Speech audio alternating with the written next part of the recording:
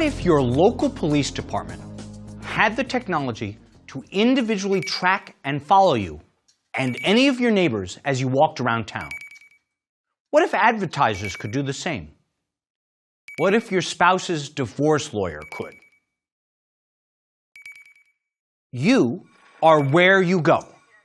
And for that purpose, there is a tracking phenomenon known as geolocation, which identifies where a person is physically and uses that to derive certain inferences from that information. The Supreme Court, in a case captioned United States versus Jones, addressed some of the law and privacy issues of geolocation in a matter involving the decision of FBI agents to put a global positioning system, or GPS tracking device, on a vehicle belonging to a man named Jones. By the way, I did some work on Jones' side of the case. A GPS system works by interacting with satellites that orbit the Earth. It was developed in the 1970s for military use and was opened for commercial development only in 1995. It's the basis for the electronic navigator in your car and on your smartphone. Without it, Uber and Google Maps just wouldn't work. Now, interestingly, the key to geolocation isn't geography, it's time. That's why GPS satellites carry atomic clocks that tell time by measuring the decay of radioactive isotopes. The clocks are synchronized to each other and to clocks on the ground. To the extent that small errors creep into the clocks, they're corrected every day. And that's why GPS is based on accurately knowing what time it is. You see, GPS satellites broadcast their time and their location continuously. A GPS receiver listens for these signals. With the signals from 4 different satellites, it can calculate exactly where it is and exactly what time it is based on small differences in how long the signal takes to reach the receiver. The general accuracy of a commercial GPS system falls within about 3 meters, or 10 feet. But in practice, it can be even more precise since the receiver is continuously calculating its location and averaging the measurements it's making. GPS tracking is used for a wide variety of commercial and military applications. It's the main way that we navigate. Almost nobody uses paper maps anymore. It's at the heart of futuristic concepts like driverless cars. And, of course, GPS is the core idea behind precision-guided munitions that hit military targets with great accuracy and specificity. GPS also has surveillance applications, as must no doubt come as a surprise to you since this is a course on surveillance. In the example of the criminal suspect Mr. Jones, his name is Antoine Jones, and he was the operator and owner of a Washington, D.C. nightclub. FBI agents attached a GPS tracker to a Jeep registered in the name of his wife. The vehicle was parked in a public lot at the time. Now, authorities suspected Jones was a drug dealer. They tracked him to a location that they came to believe was a drug stash house. That's a place outside the home where dealers often hide their narcotics. The house was raided, drugs were found, Jones was arrested, and he was convicted. But the FBI had made a mistake. Maybe. They hadn't gotten a warrant to put the tracker on the car.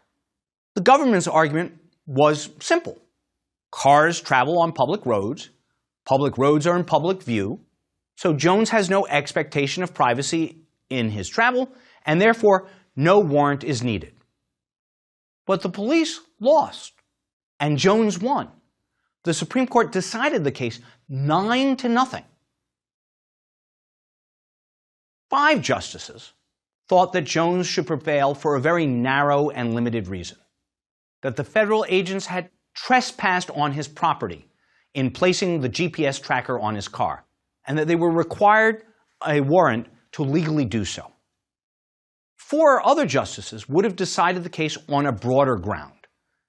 They said that the collection of a large volume of data, what we've called the big data problem, raises constitutional issues because it allows for the creation of a so-called mosaic picture of Jones.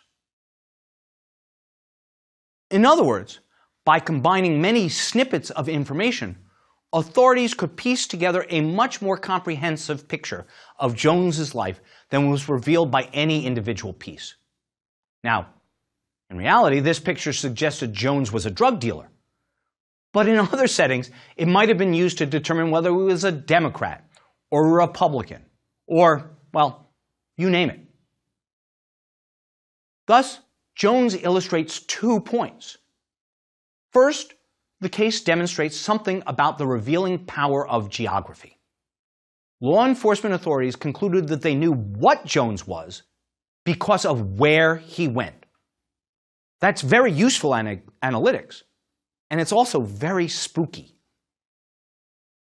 Second, we can infer that the mosaic distinction requires some line drawing, but that nobody knows exactly where the line is. How many snippets of information are enough to create a mosaic? Nobody knows. And the majority of the court didn't answer the question at all. But we can recognize that the Supreme Court is thinking hard about the Fourth Amendment protections against unreasonable searches and seizures and applying them in an era of big data where the search might consist of digital scraps of information. After the Supreme Court vacated Mr. Jones's conviction, the government offered him a deal. He refused and went to trial.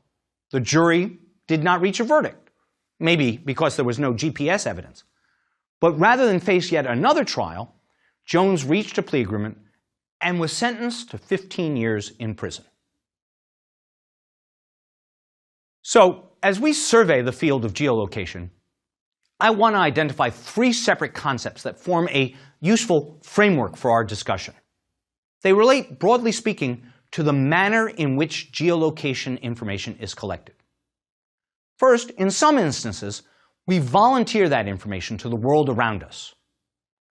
In others, geolocation data are collateral information that is necessarily collected as part of some other process, like making a phone call.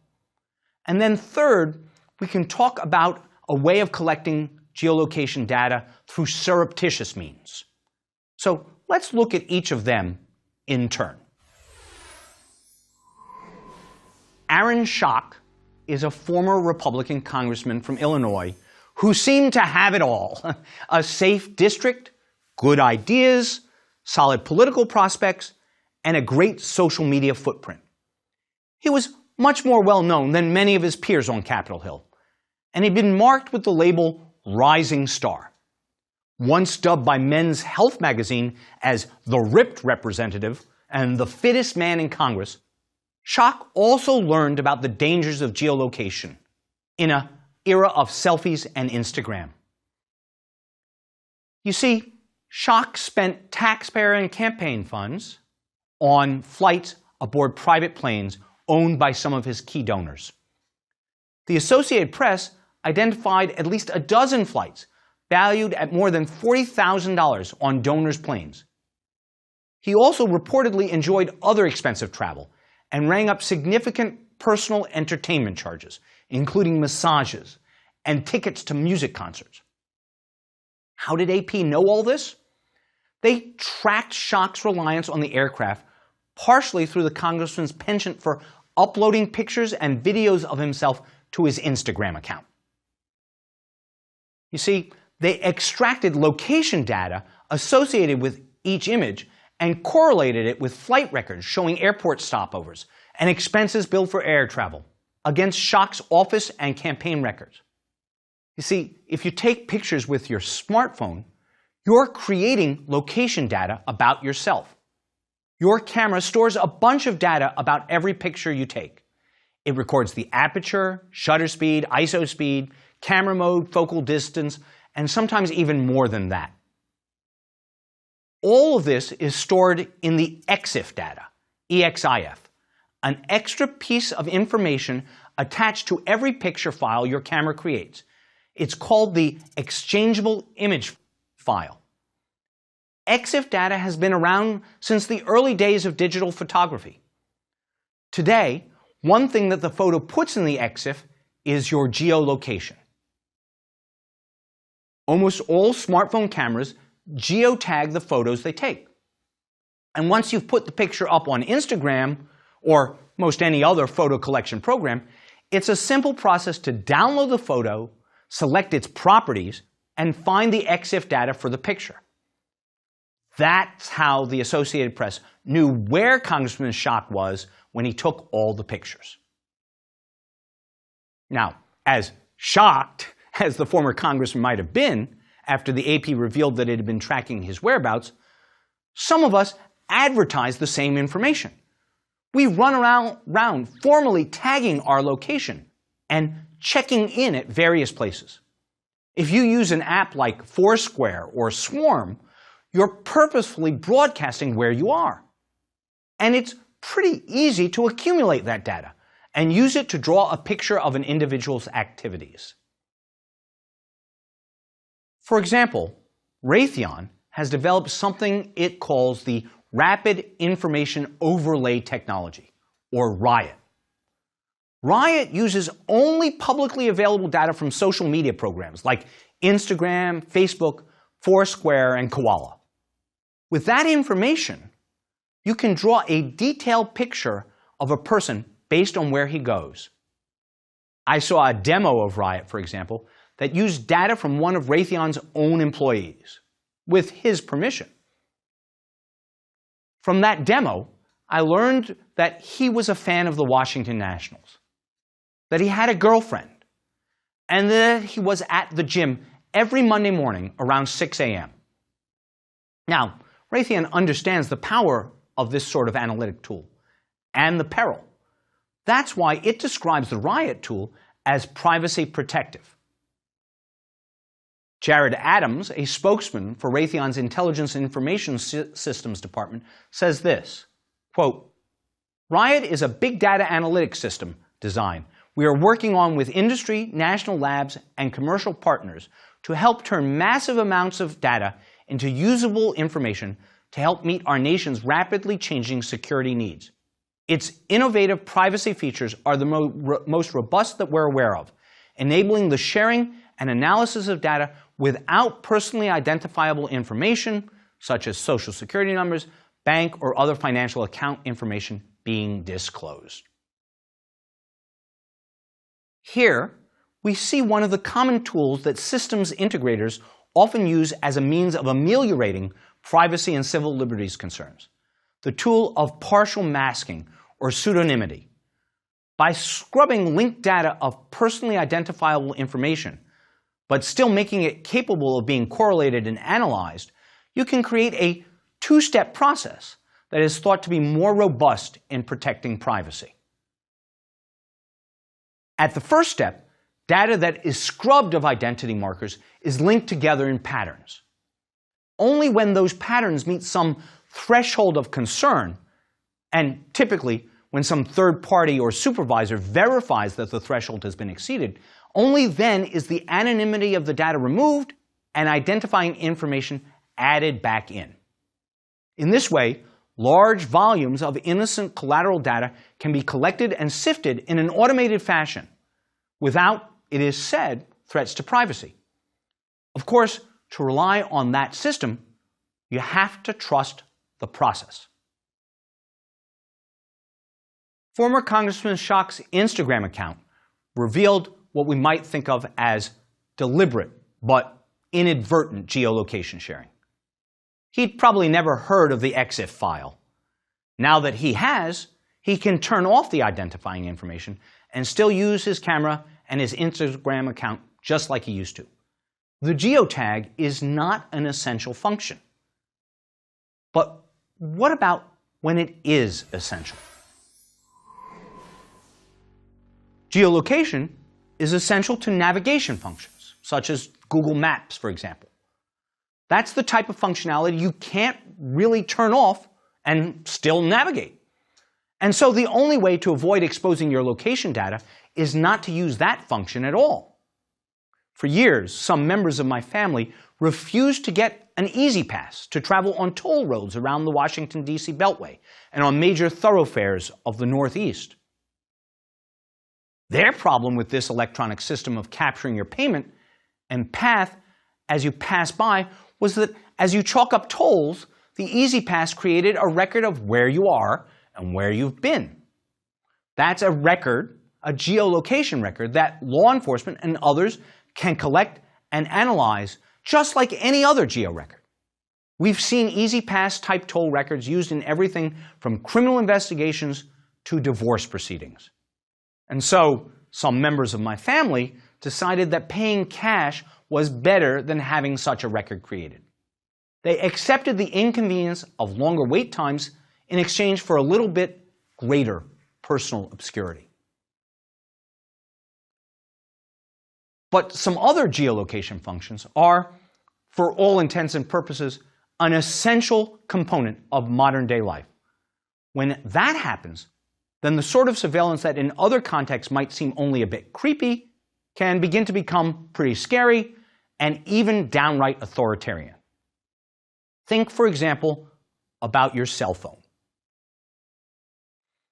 Not all of the super sophisticated location apps that you could do without, but rather think of the phone itself and the voice and text communications that are probably at the core of your personal mobility and your personal connectivity. These features also allow us to know exactly where you are all the time. You see, your cell phone is constantly reporting your location to the nearest cell towers. That's how the telephone system knows where you are, so it can connect a call to you. When I visit my grandchildren, my cell phone checks in with the local towers, and the cell service provider knows I'm not near my home in Washington anymore. That's a perfectly sensible idea. Otherwise, cell phone service really just wouldn't work. Without it, a call to my DC cell number couldn't reach the physical handset that, during my visit, is in Evanston, Illinois, or for that matter, anywhere else in the world that I might take it. The phone company keeps those records of where your cell phone is or was. That means that they know where you are right now and also where you've been. The German politician Malte Spitz used his cell phone records and a Google Maps to create a video log of all of his movements for a 6-month time period. He did this to make a point, because most of where we go is innocuous. But if I have 6 months of your travel logs, I'll soon know a great deal about you. Now, maybe you're not worried about your phone company knows, but what if they sell it to some commercial advertiser? Or what if the government issues a subpoena and collects all those records about you? The issue is highly contentious, but the law, as I speak, says that the Fourth Amendment does not protect information you share with a third party. So when you voluntarily broadcast your location to the cell phone company or Facebook, that means that there's no constitutional rule that prevents them in turn giving the information to the government. Now, that's a pretty odd definition of voluntary. That kind of implied consent has a very forced feel to it. We can't turn the geolocation part of the cell phone off, at least not if we want our cell phones to work. And we can't really quit society. Our consent is, in effect, coerced. That's why a few courts around the country are starting to take a different view and extending the law governing warrants to cover cell tower records. They're saying that in the absence of a warrant based on probable cause, the government can't secure these historical records. And that extension, which limits police methods, naturally brings with it problems of a different sort. Sometimes geolocation cell tower data can be powerful evidence of criminality. In one case, for example, cell tower data located the defendant's mobile phone in close proximity to 6 different armed robberies. Federal investigators also used cell tower location records to establish that a State Department whistleblower was in the same place as a TV reporter who later published leaked classified information. We need, as a society, to choose how much or little access we want to give the government to geolocation data. The basis for this choice comes down to a rough form of cost-benefit analysis.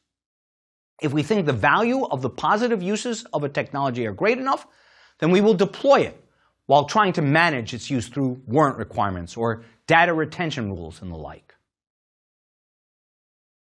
But if we're concerned that technology provides too much surveillance power to the government, we often consider banning the technology altogether.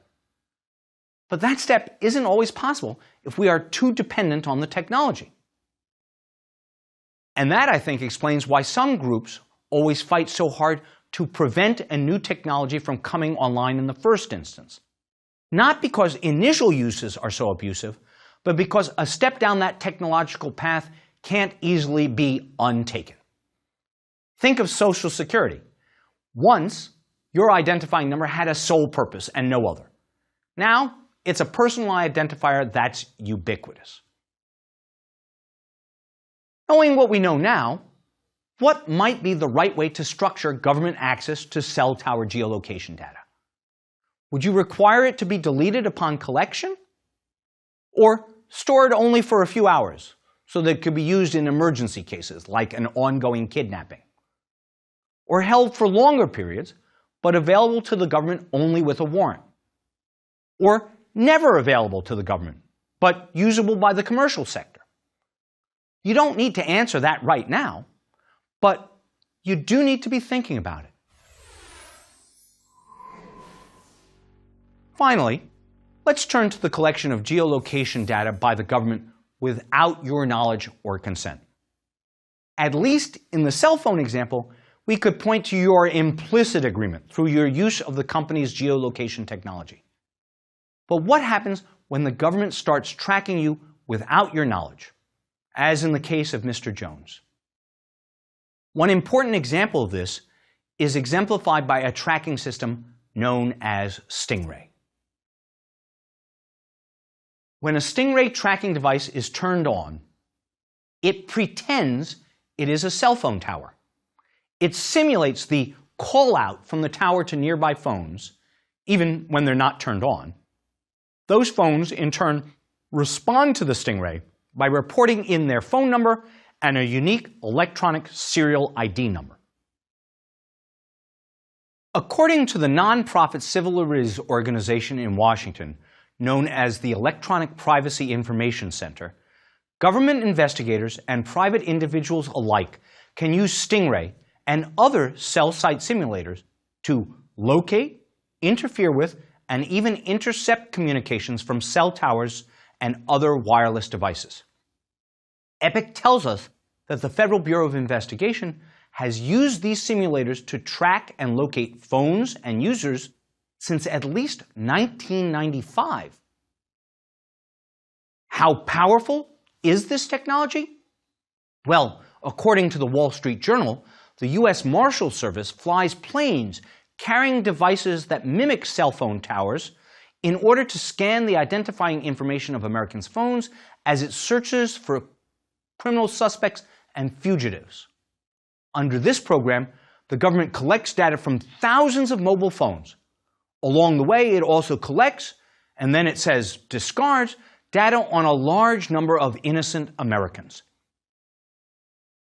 The Justice Department justifies the phone records collection program by arguing that it is minimally invasive and an essential way to attempt to track terrorists and criminals.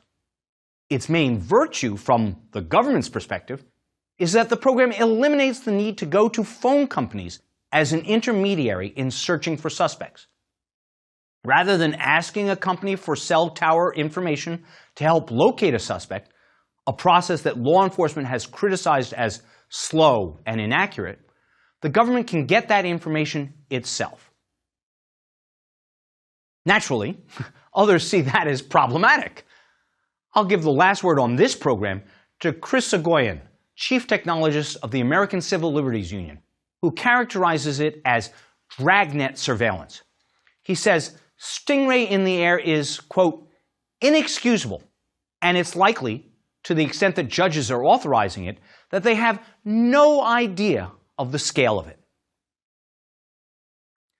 Now, one recurring theme in contemporary issues of law and technology is the balance to be sought between secrecy and transparency. It's important for American citizens to know what their government is doing.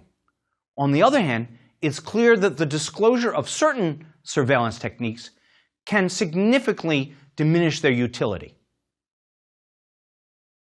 Most of what I've told you about Stingray is a matter of public record, derived from enterprising journalists and litigants who have run into the program as part of ongoing criminal proceedings, for example.